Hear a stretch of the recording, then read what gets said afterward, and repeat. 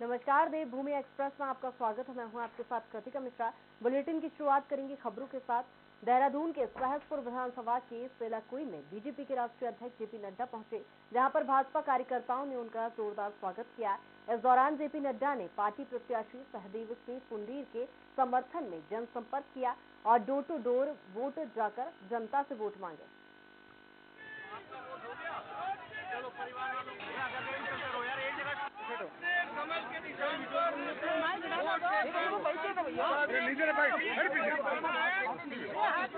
विकास में अपना योगदान दे रहे हैं, इसके लिए मैं आपके पास अपील करने आया हूँ। सितारगंज में बीजेपी प्रत्याशी सौरभ बहुगुणा के पक्ष में भाजपा युवा मोर्चा ने शक्ति प्रदर्शन किया है। भाजपा युवा मोर्चा ने युवा सम्मेलन शक्ति रैली निकालकर शक्ति प्रदर्शन किया। रैली को सितारगंज से नवीन मंडी से शक्ति फॉर्म तक निकाला गया। शक्ति फॉर्म में रैली को संबोधित करने पहुंचे पूर्व सीएम विजय बहुगुणा ने युवाओं को धन्यवाद दिया है। पूर्व सीएम विजय बहुगुणा ने सौरभ बहुगुणा के पक्ष में मतदान करने की अपील की है।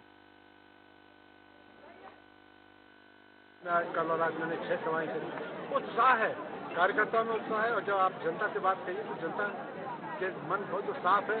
जैसे धुंध हट गई ना, वैसे जनता के दिमाग से सारे भ्रम हट गए हैं, प्रदूषण हट गया है। अब जनता को मोदी दिख रहा है, कमल दिख रहा है, धामी दिख रहा है और इस क्षेत्र में बहुगुणा दिख रहा है। हम इस क्षेत्र के विकास के लिए, इस प्रदेश के विकास के लिए भावना से जुड़े हैं। हमारा जीवन का संकल्प है कि उत्तराखंड हमारा आगे जाए। ये स्वर्गीय पिताजी का संकल्प था और मोदी जी ने जो 1.5 लाख करोड़ इस प्रदेश को दिए विकास के लिए, ट्रेन के लिए, एम्स के लिए, जल विद्युत परियोजनाओं के लिए, सड़कों के लिए, तो जनता मानती है कि इतनी बीमारी में जो अर्थव्यवस्था विश्व की चरमरा गई, भारत का विकास दर 9%। ध्यान की बात नहीं है।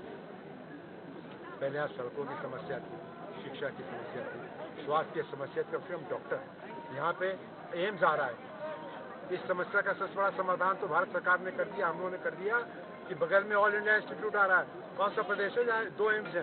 तो हम हर समस्या का समाधान भाई बीजेपी है और विकास का एक ही रास्ता है, मोदी। एम्स आ रहा है, आप देखेंगे 1-2 साल में ये जो आपने बात उठाई है, इससे ये भी हम लोग इसको एड्रेस कर देंगे। सर, उत्तराखंड में कितनी बहुमत से जीत रहे हैं और लाल कुआं से हरीश रावत हार रहे हैं।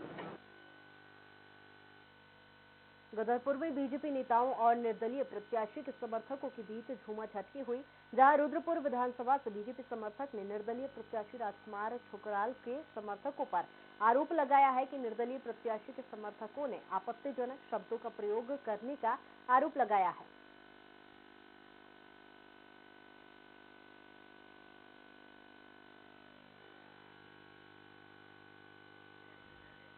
काशीपुर में मध्य प्रदेश के मुख्यमंत्री शिवराज सिंह चौहान ने पार्टी प्रत्याशी त्रिलोक सिंह चीमा का चुनाव प्रसार किया और मोहल्ला किला से मुख्य बाजार होते हुए महाराणा प्रताप चौक तक जनसंपर्क किया। इस दौरान उन्होंने जनता से अपील करते हुए कहा कि 14 फरवरी को सभी लोग भाजपा के पक्ष में वोट करें। भाजपा उत्तर प्रदेश के साथ साथ 5 प्रदेशों में अपना परचम लहराएगी। जिस तरीके से मोदी ने जनता के लिए योजनाएं चलाई है, वो आज भी धरातल पर है और आने वाले समय में भी सभी योजनाएं जारी रहेंगी। वहीं उन्होंने कहा कि भारतीय जनता पार्टी ही एक ऐसी पार्टी है जो बेरोजगारों को रोजगार और रिक्त पदों पर भर्ती कराने के लिए भी सुचारू रूप से चालू करेगी। इस दौरान उनके साथ भाजपा प्रत्याशी त्रिलोक सिंह चीमा, सिटिंग विधायक हरभजन सिंह चीमा और भारतीय जनता पार्टी के सैकड़ों कार्यकर्ता मौजूद रहे।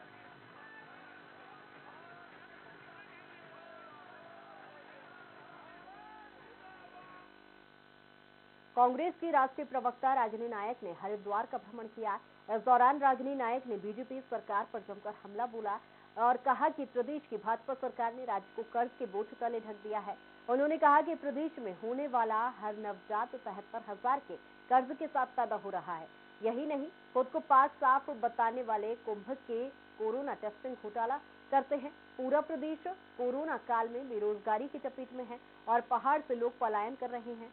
उन्होंने कहा कि राज्य में 3 बार सीएम दिए गए हैं, जो कि प्रदेश सरकार की असफलता को दर्शाते हैं और रागिनी नायक ने कांग्रेस के पक्ष में वोट करने की अपील की।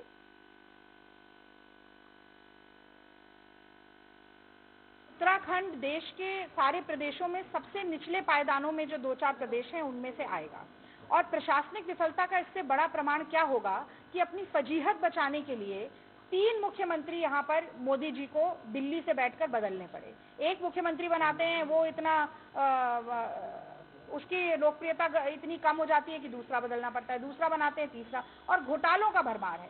जो अपने आप को धर्म का सबसे बड़ा ठेकेदार बताते हैं, वो कुंभ घोटाला करते हैं। लोगों की जब जान जाती है कोरोना के समय में, बचाने के बजाय लोगों को टेस्टिंग घोटाला करते हैं। और इतना ज्यादा ऋण इस प्रदेश पर कभी नहीं हुआ जितना कि भारतीय जनता पार्टी के शासन में हुआ है।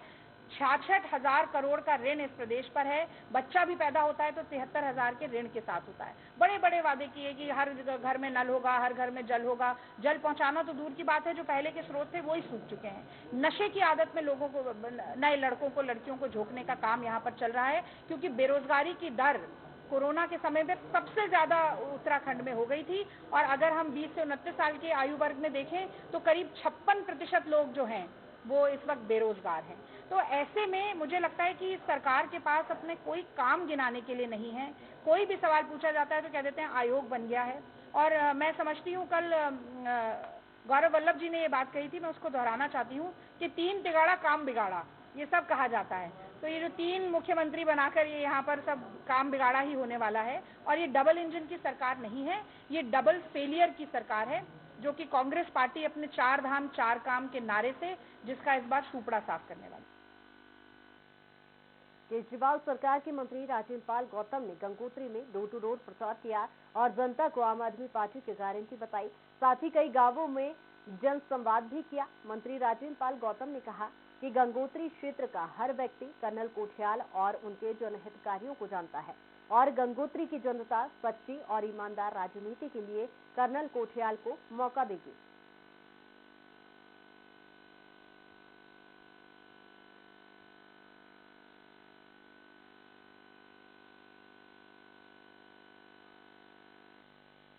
लालकुआं में उत्तराखंड की लोक गायिका माया उपाध्याय और बॉलीवुड सूफी गायक कैलाश खेर ने पूर्व मुख्यमंत्री हरीश रावत पर गाया गीत को लॉन्च किया।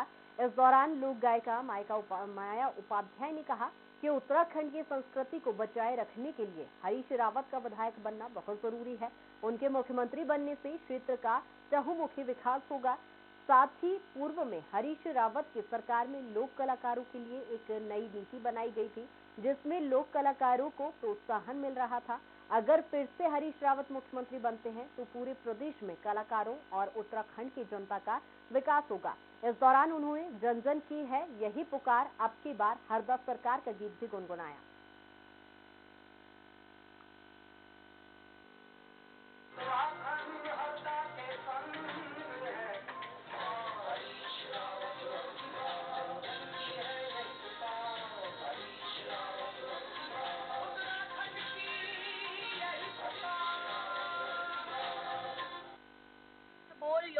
कि उत्तराखंड की है यही आवाज, हरीश रावत अब की बार, जन जन की यही आवाज, हरीश रावत अब की बार।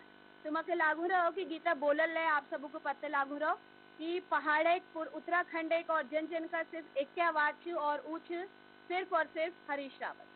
अच्छा, बिल्कुल चुनावी दौर छे और सोशल मीडिया आज सब पे हाई चल रहा, तो सोशल मीडिया में अगर यो गीत जहाँ रहो और आज विमोचन ले है चुको, तो मैं और मेरे सब दगड़ी पूरी उम्मीद करनी कि माननीय हरीश रावत जी के हम अपन क्षेत्र लालकुआं में चुनो और उनको अपन मुख्यमंत्री माननीय हरीश रावत जी अजा नहीं तो बहुत भल तरीका देखो।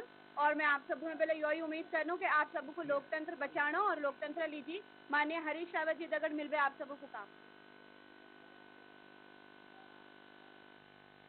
पौड़ी के जिला अधिकारी डॉक्टर विजय कुमार ने एकेश्वर द्वारी खाल और पोखड़ा विकास खंड के पोलिंग बूथों का निरीक्षण किया। इस दौरान उन्होंने रैंप, शौचालय, विद्युत, पेयजल सहित अन्य व्यवस्थाओं का जायजा लिया। इस दौरान जिला अधिकारी ने तहसीलदार को सभी बूथों में साफ सफाई का विशेष ध्यान रखने के निर्देश दिए। साथ ही मतदान केंद्रों में पहुंचने वाले मतदाताओं को बैठने और छांव के लिए शेड बनाने के भी निर्देश दिए। वहीं जिला अधिकारी ने बीएलओ से बैलेट पेपर और मतदाताओं की जानकारी ली और ज्यादा से ज्यादा मतदान सुनिश्चित कराने के निर्देश दिए।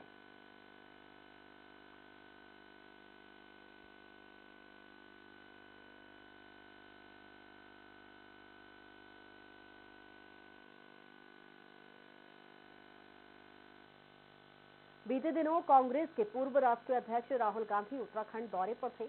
उन्होंने उत्तराखंड में 2 जिलों का दौरा किया। उन्होंने सबसे पहले किच्छा विधानसभा में किसानों से संवाद किया। इस दौरान प्रदेश के सभी विधानसभा में कांग्रेस के कार्यकर्ताओं ने उनको वर्चुअल माध्यम से सुना। फिर उन्होंने किसानों की समस्याओं को लेकर केंद्र सरकार को कटघरे में खड़ा किया। हरिद्वार में राहुल गांधी ने कार्यकर्ताओं के बीच जोश भरा और गंगा आरती में शामिल हुए। इसको लेकर प्रदेश महामंत्री मथुरा दत्त जोशी ने बताया कि राहुल गांधी के दौरे से कांग्रेस कार्यकर्ताओं में जोश देखने को मिल रहा है। उन्होंने कहा कि राहुल के दौरे से प्रदेश की कई सीटों पर साफ संदेश गया है कि इस बार राज्य में कांग्रेस सरकार बनाएगी, जिससे कार्यकर्ताओं में जोश देखने को मिल रहा है। देखिए, कांग्रेस के कार्यकर्ताओं में अपार उत्साह भर के गए हैं, नई ऊर्जा का संचार करके गए हैं, किसानों के हित में तमाम बातें करके गए हैं। 4 धाम 4 काम जो हमारा संकल्प प्रतिज्ञा पत्र है, उसके अनुसार हम काम करेंगे, ये वायदा करके गए हैं। और निश्चित रूप से कांग्रेस सत्ता में आएगी तो अपने किए वायदे को पूरा करेगी। हमने किसानों के हित में काम किया, हम यहाँ भी करेंगे। हमने व्यापारियों के हित में काम किया, हम यहाँ भी करेंगे। हमने नौजवानों के हित में काम किया, हम यहाँ भी करेंगे। ऐसी कोई कमी हम नहीं रखेंगे। कांग्रेस जो करती है वो करती है, भाजपा की झूठ नहीं बोलती है। पहला ही वादा उनका था लोकायुक्त की नियुक्ति करेंगे। मुख्यमंत्री ने सदन में बोला था 100 दिन के अंदर लोकायुक्त लाएंगे। बताइए, लाए लोकायुक्त? जो सदन में झूठ बोल सकते हैं, जनता के बीच में झूठ बोल सकते हैं, वो कहाँ अपने वायदों को पूरा करते हैं। लेकिन कांग्रेस का प्रतिज्ञा पत्र है कि हम जो वायदे करेंगे वो हम आपको पूरा करके देंगे। 2 दिन उत्तराखंड दौरे पर पहुंचे बीजेपी राष्ट्रीय अध्यक्ष जेपी नड्डा ने 3 विधानसभा क्षेत्रों का दौरा किया और जनसभाएं और डोर टू डोर जनसंपर्क कर बीजेपी के पक्ष में वोट मांगे। वहीं जेपी नड्डा के दौरे को लेकर कांग्रेस ने बीजेपी पर निशाना साधा है। कांग्रेस प्रदेश महामंत्री मथुरा दत्त जोशी ने कहा कि बीजेपी के केंद्रीय नेतृत्व को प्रदेश के नेतृत्व पर कोई भरोसा नहीं है, इसीलिए केंद्रीय नेताओं को उत्तराखंड भेजा है। जोशी ने कहा कि हरीश रावत को देखकर बीजेपी भयभीत है। बीजेपी ने 5 साल तक जनता को ठगने का काम किया है। हम बार बार ये कह रहे हैं कि भाजपा के केंद्रीय नेतृत्व को अपने प्रदेश नेतृत्व में कतई भरोसा नहीं है। वो अपने मुख्यमंत्री पर भरोसा नहीं कर रहे हैं, अपने प्रदेश अध्यक्ष पर भरोसा नहीं कर रहे हैं। इसलिए केंद्रीय नेताओं की चुनाव अभियान में बाढ़ आ गई है भाजपा की। भयभीत है हरीश रावत जी को देखकर, तमाम तरीके की बातें कर रहे हैं। अगर काम किया होता तो इतना मेहनत करने की जरूरत न पड़ती, इतना भागने की जरूरत न पड़ती। 5 साल में जनता को ठगने और छलने का काम किया है और अब सत्ता जब हाथ से निकलती हुई दिख रही है तो तमाम तरह के निम्न हथकंडे कर रहे हैं और केंद्रीय नेतृत्व तो यहाँ तड़ातड़ दौड़े कर रहे हैं। फिलहाल रुकेंगे एक छोटी सी ब्रेक के लिए, जल्द हाजिर होंगे।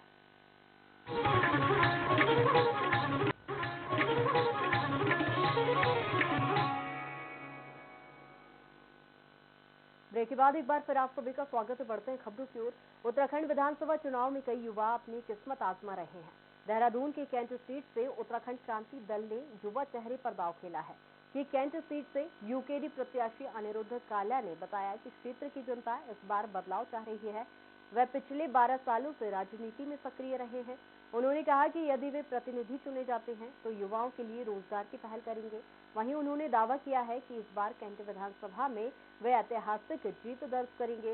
इस दौरान उत्तराखंड क्रांति दल के प्रत्याशी ने पटेल नगर स्थित चुनाव ऑफिस का भी उद्घाटन किया। बहुत प्यार और समर्थन मिल रहा है। लोग त्रस्त हैं, समझ रहे हैं कि इतने सालों से जो विकास का जो पहिया रुका हुआ है और लगातार एक ही प्रतिनिधि होने के बाद भी यहाँ पर विकास नहीं हुआ है। और लोगों के बीच जो सबसे बड़ा असमंजस है वो ये है कि जो प्रतिनिधि है बीच में रह पाएगा, उसकी उम्र और उसका समय है इतना कि वो उनके साथ काम कर सके। तो हमारी नीयत साफ है, काम करने का इरादा है, लोगों के साथ मिलकर काम करने का इरादा है, उनसे सलाह लेके काम करने का इरादा है। स्पष्ट विधायक निधि का ब्यौरा, स्पष्ट काम और ये जो कमीशन खोरी का खेल है इसको बंद करके लोगों के लिए जो उनका हक है उनको दिलाया जाएगा। इसके लिए हम लोग काम करेंगे और रात और दिन यहाँ रहेंगे और सबसे ज़्यादा मार्जिन से जीतने वाली सीट हम इसको बनाने वाले हैं देहरादून में।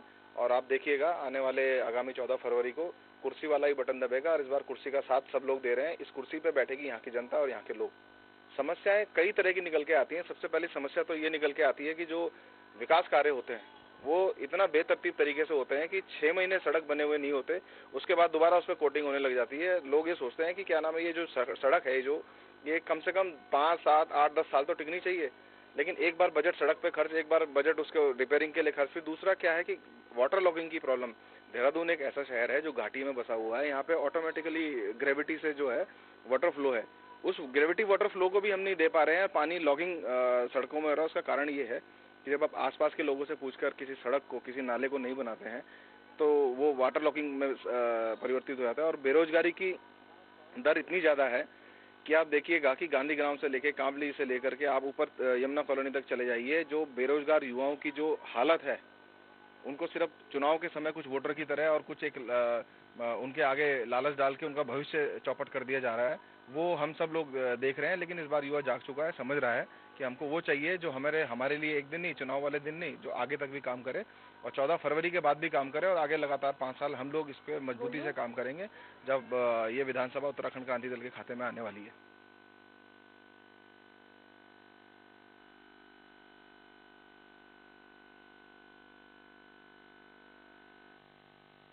उत्तराखंड में चुनावी संग्राम छिड़ चुका है और सभी राजनीतिक पार्टियों के महारथी मैदान में उतर चुके हैं। तो वहीं राज्यसभा सांसद और बीजेपी राष्ट्रीय मीडिया प्रभारी अनिल बलूनी भी जनसंपर्क अभियान में जुट चुके हैं। अनिल बलूनी ने कोटद्वार में बीजेपी प्रत्याशी रितु खंडूरी के पक्ष में मतदान करने की अपील की। बलूनी ने कहा कि अगर फिर से बीजेपी की सरकार प्रदेश में चाहते हो तो रितु खंडूरी के पक्ष में मतदान करना ना भूलें।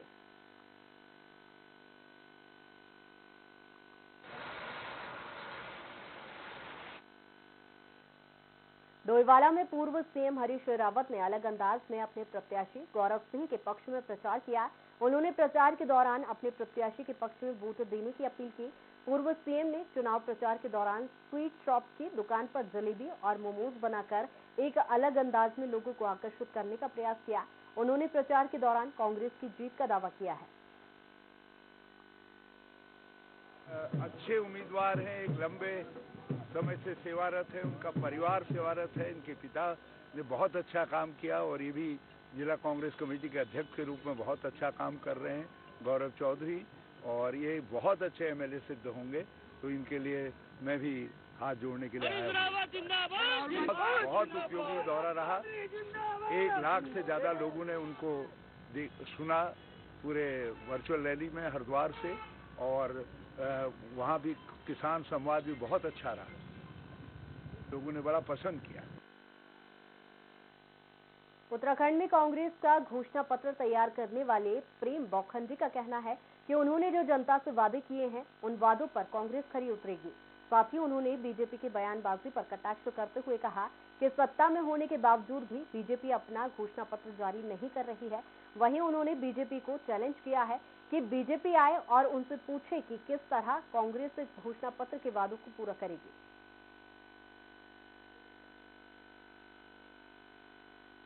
बीजेपी को एक बात बोलिए, वो तो कोई अफवाह भी नहीं फैला पा रहे भाई, उनके पास तो वो तो डॉक्यूमेंट भी नहीं निकाल पा रहे ना। अफसोस की बात है, एक राजनीतिक दल है, राष्ट्रीय राजनीतिक दल है, केंद्र में उनकी सत्ता है, उनको शर्म होनी चाहिए इस बात के लेकर कि आप चुनाव में जा रहे हैं 10 दिन के बाद, अभी तक आपने ये नहीं बताया हमको कि अगले 5 साल में हम क्या काम करेंगे। भाई एक रोड मैप तो आप दोगे ना, घोषणा पत्र का मतलब क्या है? एक रोड मैप है ना, एक दर्शन है, एक फिलॉसफी है। मैं हमेशा कहता हूँ, मैंने कल एक इंटरव्यू में भी कह रहा था कि एक गाना है ना, चलो दिलदार चले चांद के पार चले। उस गाने में जो कवि है, जो फिलोसफर है, उसने गाना लिख दिया कि चलो दिलदार चले चांद के पार चले। उसको नहीं पता कि चांद के पार जाने का रास्ता क्या है, उसके पास टेक्नोलॉजी नहीं है, उसके पास मशीन नहीं है, लेकिन उसने एक फिलोसफी दे दी। उस फिलोसफी को, उस दर्शन को वैज्ञानिकों ने पकड़ा, एक मशीन तैयार करी, एक रिसर्च किया और चांद पे भी चले गए और अब चांद के पार भी जा रहे हैं। और हमारी सरकार गई चांद पे भी, हमारी सरकार गई थी 2014 से पहले, और मंगल पे भी हमारी सरकार गई थी 2014, उसके बाद 14 के आसपास हमारी सरकार लेके गई थी। तो जो स्पेस प्रोग्राम है पूरा हमारा ही है। ये जब 1947 में स्पेस प्रोग्राम के बारे में सोचा गया तो लोगों ने कहा कि कोरी कल्पनाएं हैं। 1985 में जब राजीव गांधी कंप्यूटर लेके आए तो अटल जी जो है बैलगाड़ी लेके वहां पहुंच गए, पर पार्लियामेंट में पहुंच गए। उन्होंने कहा कोरी कल्पनाएं। आज तो कंप्यूटर आप सब हम यूज करते हैं ना, जेब में हमारे कंप्यूटर रखा हुआ है ना, मोबाइल तो कंप्यूटर ही है ना, एक वो हमारे पास रखा हुआ है। तो कोरी कल्पनाएं नहीं है, ये जो एक फिलोसफिकल डॉक्यूमेंट है, इसको जो समझ नहीं पा रहा वो कहेगा कोरी कल्पनाएं। पर हम कह रहे हैं, मैं तो चैलेंज कर रहा हूं उनको, आइए मेरे साथ डिस्कशन की।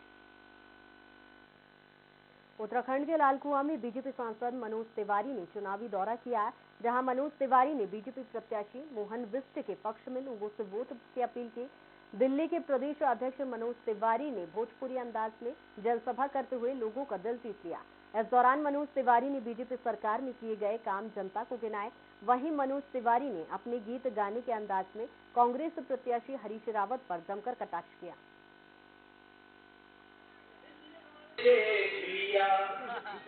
लाल कुआं क्या कहता है, मनोज को कहने की जरूरत नहीं, सबके दिल में कमल ही बसता है।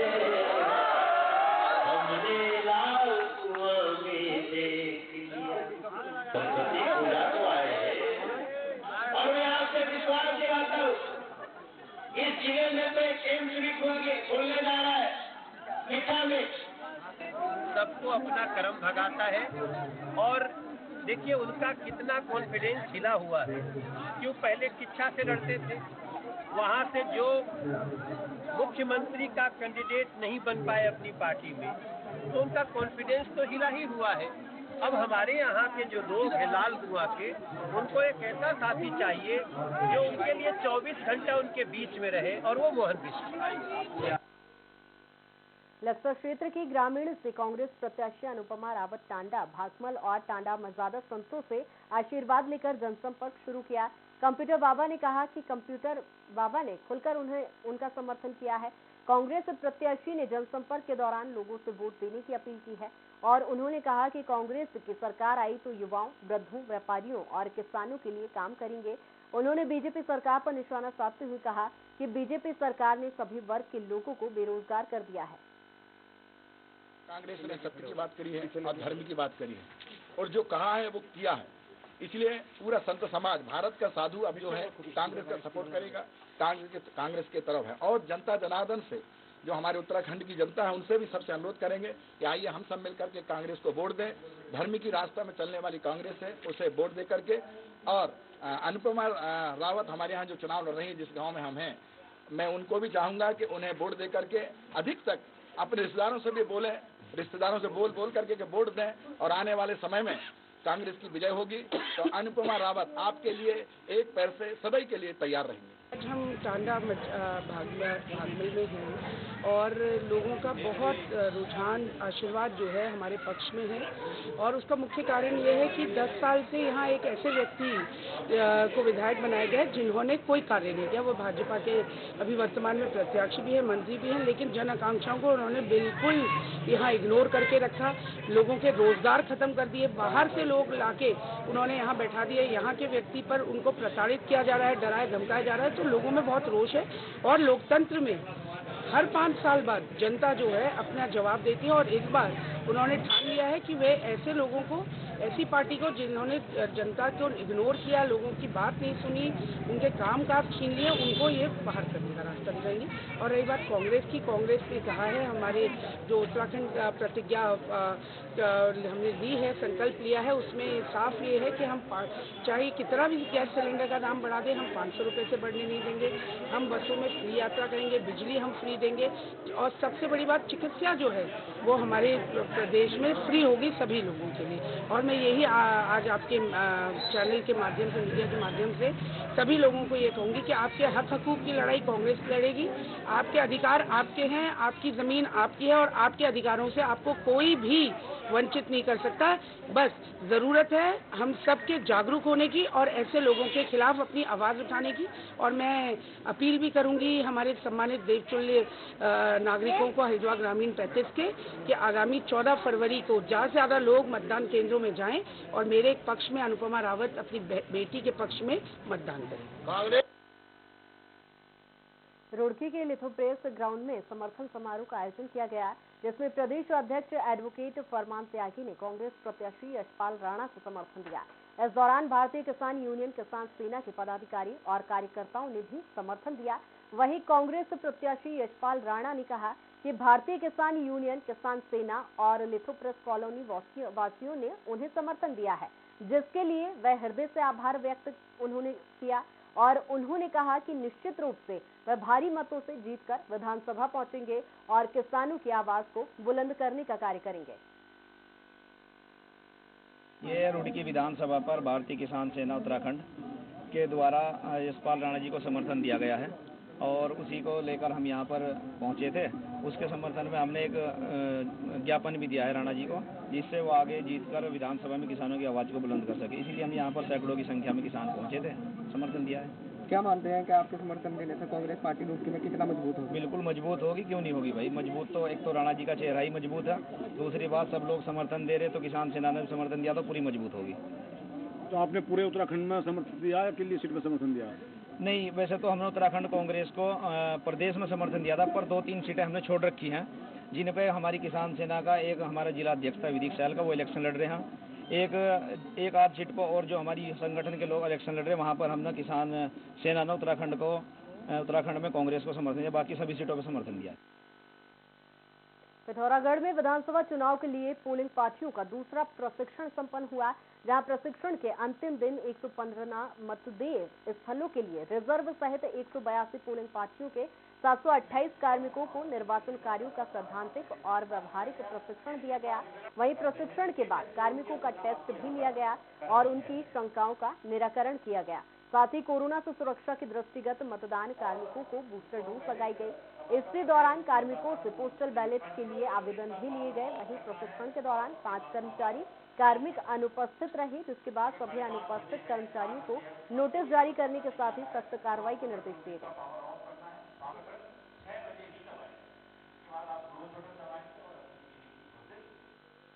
जिला निर्वाचन अधिकारी डॉक्टर विजय कुमार जोगदंडे ने विकासखंड पौड़ी समेत कलजीखाल ब्लॉक के पोलिंग बूथ का निरीक्षण किया। निर्वाचन अधिकारी ने तहसीलदार को निर्देशित किया है कि समस्त बूथ स्थानों में साफ सफाई का विशेष ध्यान रखा जाए। इस दौरान निर्वाचन अधिकारी ने शौचालय, बिजली, पेयजल सहित अन्य व्यवस्थाओं का भी जायजा लिया। साथ ही उन्होंने संबंधित बीएलओ से मतदाताओं की जानकारी ली। निर्वाचन अधिकारी ने कहा कि अधिक से अधिक संख्या में लोगों से मतदान करवाने का फैसला लिया जाए।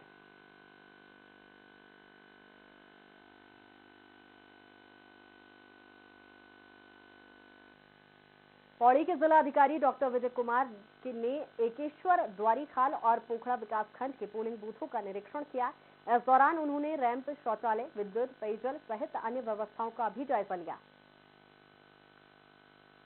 वही खबर अगली, जहां पौड़ी के जिला अधिकारी हरिद्वार में चुनाव ड्यूटी में तैनात शिक्षा विभाग के कर्मचारी अभिषेक की संदिग्ध हालत में लाश मिलने से सनसनी फैल गई।